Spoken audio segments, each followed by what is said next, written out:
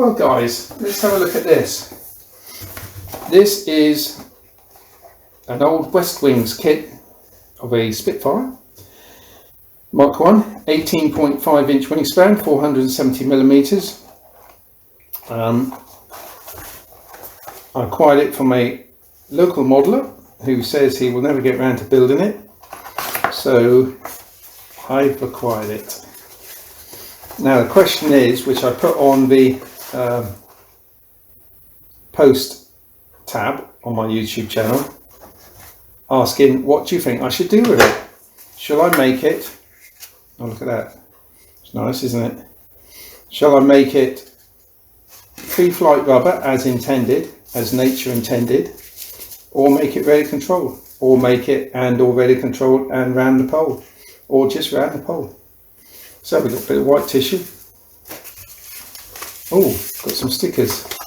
Water slide, that's nice, might use those, probably will. And some, oh no, I've got to cut it out myself. Some nicely printed, very nicely printed balsa. Quality wise, it's not the lightest, but it's not the heaviest either. So probably use it.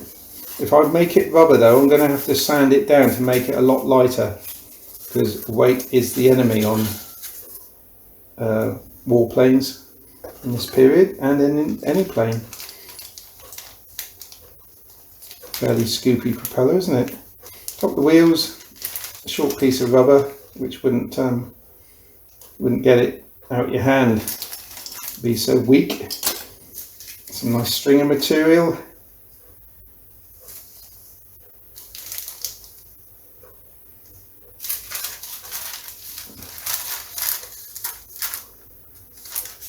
I've never seen that in a kit before.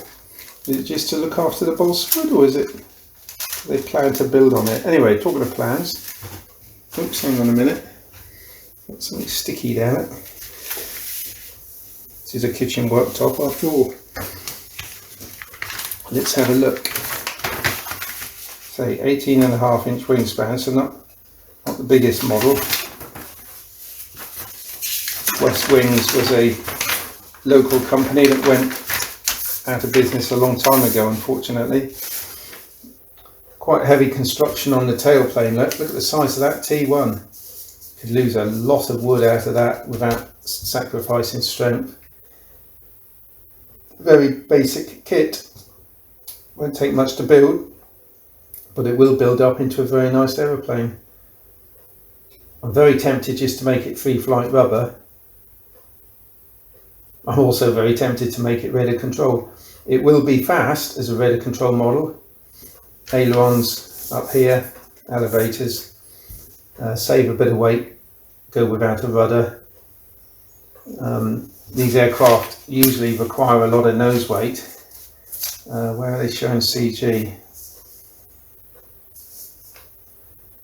They're not showing it, but it'll be in the instructions, I'm sure. So it'll be on the main spar somewhere. Longish nose on here, but maybe not long enough. But with a motor and a receiver, a battery, ideal. With all that extra weight though, do I want to go with an undercarriage? I do fly on grass, so I might get away without the weight and drag of an undercarriage. Having said that, it is in front of the centre of gravity, so things to think about there. Usual construction, put the keel down first, put the half formers in, and then take it off, put the other half formers in, and then put on the stringers. And they say fit these 3 stringers first. Read step 2. It probably says put them on one each at a time. No, it doesn't actually fit up a root fillet stringer between F3 and F6. So there we are. Pretty basic. Colour scheme on the back.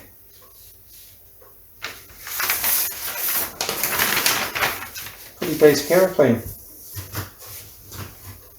I'll have to sleep on it. What do you think I should make it as? Free flight rubber, radar controlled,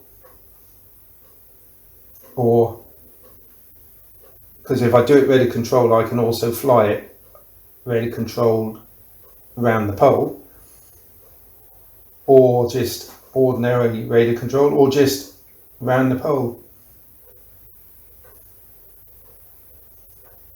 What do you think? Watch this space. Cheers, guys.